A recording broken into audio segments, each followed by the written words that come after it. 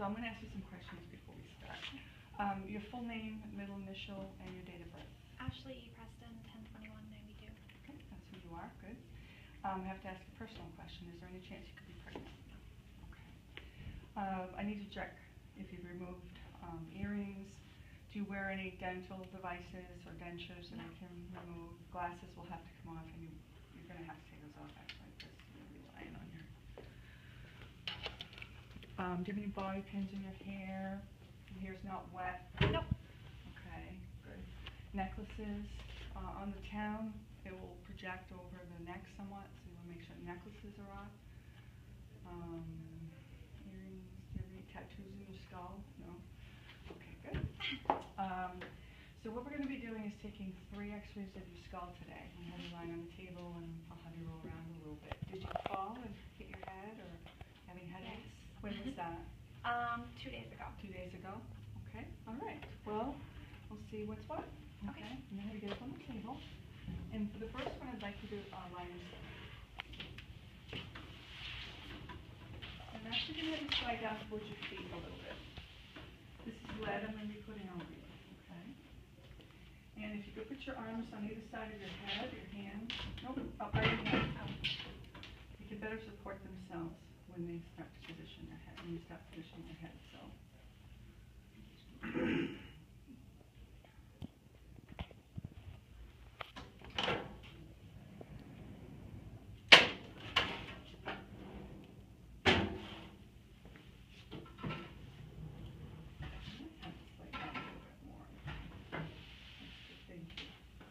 So, the other thing I was going to say that when you're working with a patient on the table, and you're not going to have a problem that we have in here because we don't have much of a well.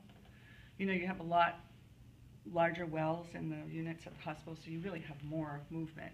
Here you do not. But what you really need to do is to make sure that you're not making your patient move to accommodate you. So a couple things that happened last week, which I think I wrote down.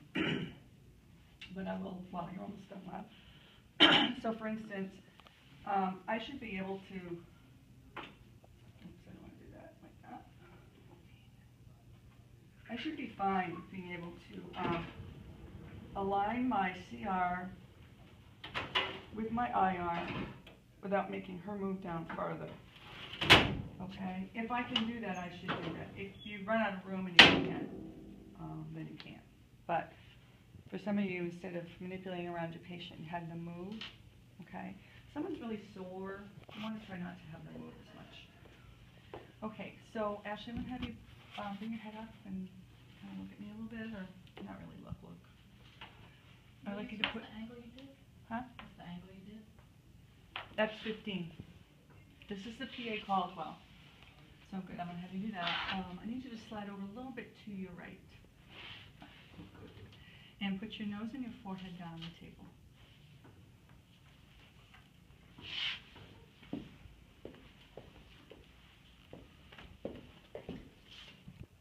have a little thingy here, pointer.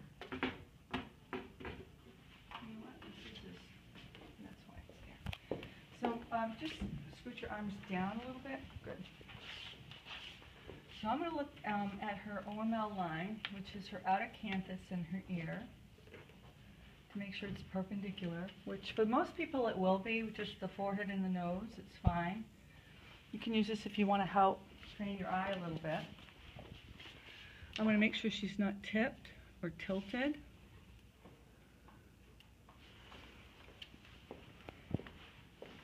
And then may have to adjust her one more time. So the exiting part of the ray for this one is going to be at the nasion, which is where? Under the nose. Not over the nose, in a sense, if you're thinking. That's a cantillon. Oh. So it's, yeah, right where the nasal bones touch the frontal bone, which sometimes you can feel a little bit of a, okay? But I'm also going to check my light field. I want to make sure I don't clip the top of her head. I don't think I will. Where are you entering? Say what? So where are you entering? Entering the back of her head, usually it says posterior parietal region, I think it, but I'm more interested where I'm exiting, okay, than where I'm entering. I want to make sure that I am at the nasion with the exiting of the ray, okay? That means I won't clip her.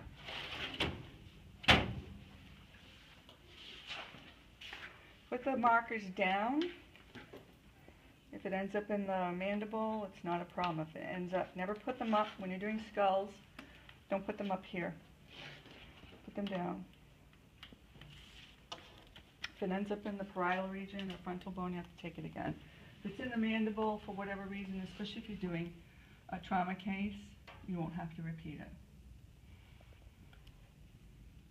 Okay. Move a little bit this way. And usually, I should have told you I'm going to be touching your head. I put my hand on either side of the head so I make sure that she's not tipped this way, okay? And then I'm down in the center of her. So you really have to touch your patient for these and manipulate it a lot, just like the spine. Okay, Ashley, I'd like you to hold your breath, don't breathe, and clip. You can breathe and relax. That table makes that noise is so loud when your head is that close. And when you let it go, the table kind of like This is going to be the jumps worst a little because bit. you're going to be having your ear right on the table. Yeah. So when I move it, I'll try to remind you to put your head up. Okay, watch out, guys. We'll do the lateral. We'll do a right lateral. Actually, I'm going to put this down. I'm thinking film. Right lateral. So now Ashley, I want this arm by your side, behind you. This one up like it is. Roll up on your hip and bend your knee. Perfect.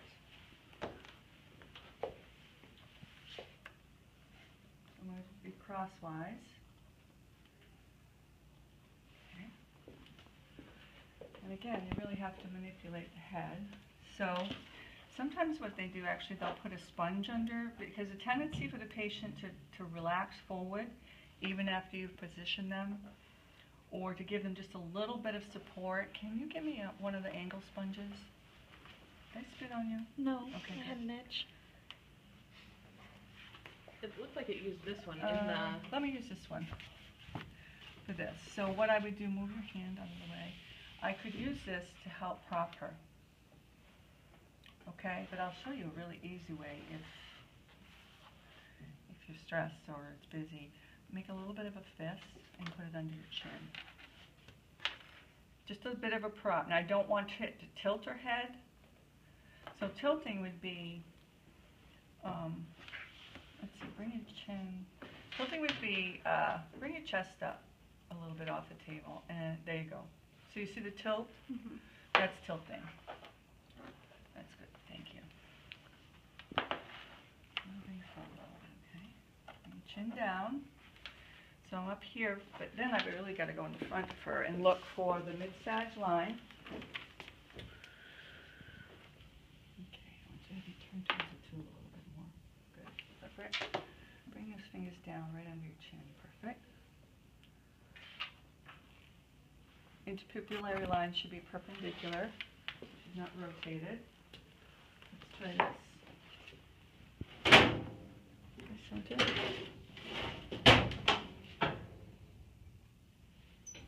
Okay, the centering is going to be, anybody? 2.5 inches above. Just 2. Oh, 2. Oh, the other. Yeah, 2.5 is for the Top. town. So here's her EAM, so about 2 inches above that. But now I want to check the back of her skull, the base of her skull, and make sure everything is on. Looks big. Oh, I guess not. Okay. So 10 by 12, I'm not going to collimate in unless she was really little or a child. I'm going to put this down by her face.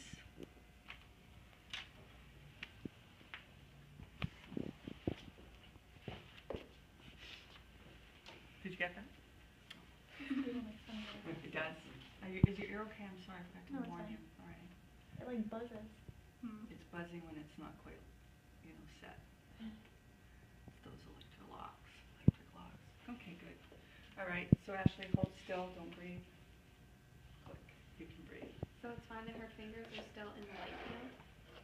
If you wanted to move, but, if you had to do this, it would be okay, because it's really not in, we just get a little bit of that.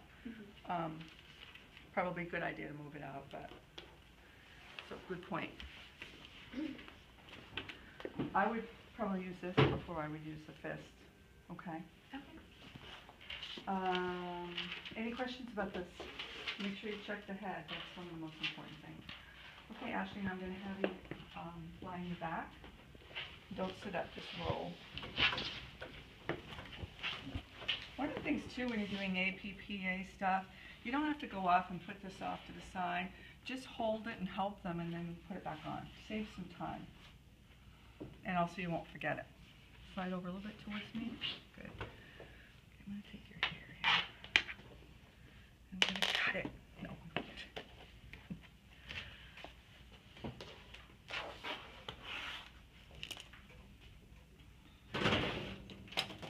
to. Now, AP axial tone. So first, I want to see what she can do. So, okay, Ashley, can you bring your chin down towards your chest as much as you can? Hard, isn't it? Yes. Oh, don't open your mouth. This is about your head. It's actually not bad. It's hard to hold it, isn't it? Okay, so bring it up just a little bit. So here's the OML line perpendicular to the table. Now bring it down. And here's the, here's the IOML. I said the wrong word. Here's the OML. Wait, can you show me that? Yeah. Yep, so here's the OML line from the outer canthus to her ear. Not the ear, but the opening, the external auditory meatus. That's the OML. Now relax your chin just a little bit. Okay, so she can only do that. What would I angle? 37. Good. Okay, so that's the thing is, check first to see if she can do an OML line, or he. If she can, which she can, I'm going to do the 30. Okay? I'm going to bring it up, but bring it down. Remember the SID on a 30 degree is going to be a big change. Don't forget to change your collimation back to lengthwise. Let's check it.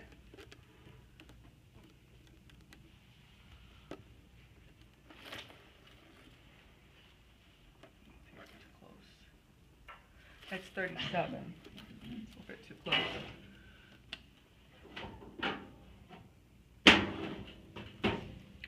Oh, I should have done this first.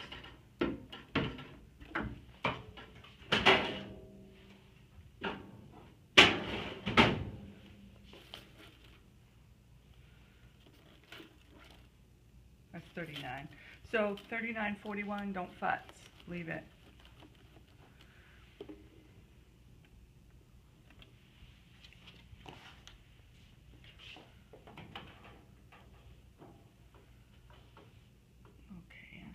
Try another time to bring your chin down towards your chest. I'm going to come to the top of the table, make sure she's not tipped this way or that way, and then I'm down the center. I look at her nose.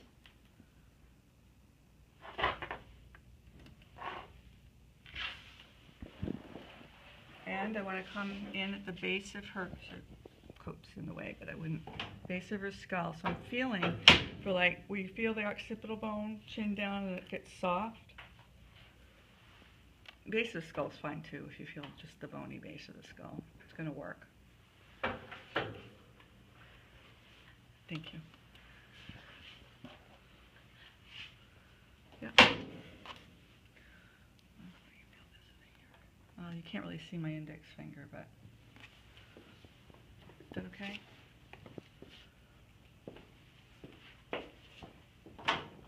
And what's hard too is when people bring their chin down, they tend to tip their head one side or the other. It depends on their neck muscles.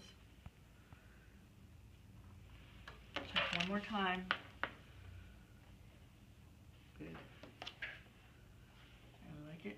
Usually for a town, when I actually do a town, I go up a little bit more to make sure I don't clip, just because I have in the pass. I have a tendency.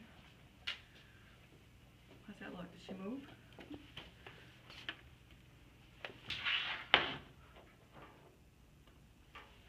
Good. Okay, Ashley, hold still. Don't breathe. And click. You can relax. Done. That's the apiaxial tone, okay? So it doesn't really matter much where you come in. Most people say at the hairline, but if the guy doesn't have hair, then you're out of luck. So really, just feel for the base of the skull. Foramen magnum. Just, if you're at the base of the skull, you should be fine, because right after that, when you tip down, that's where the foramen magnum is. That was the one that was like 2.5 inches. Yes, above the glabella.